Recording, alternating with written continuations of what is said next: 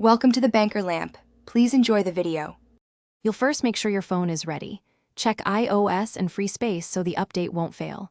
Once done, back up your device to iCloud or a computer. This protects mail and app settings. Now open the App Store, search for Microsoft Outlook and tap the app page. If you see Update, tap it. If you don't, tap Open to confirm current version. This starts the actual download and prepares the app for the next steps.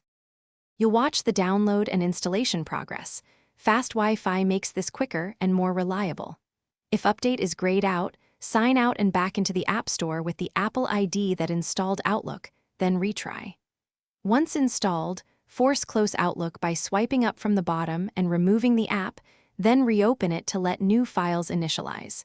Make sure your account passwords are ready, because Outlook may prompt you to re-authenticate. This completes the configuration after the update. You'll finish by confirming everything syncs. Open Outlook, refresh your inbox, and check account sync settings. If mail or calendars are missing, sign out and sign back in first.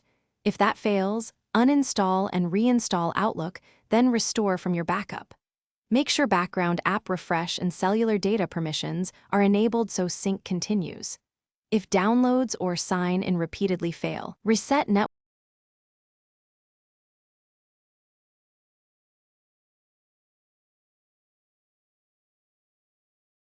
Thanks for watching. If this was helpful, leave a like and consider subscribing. See you next time.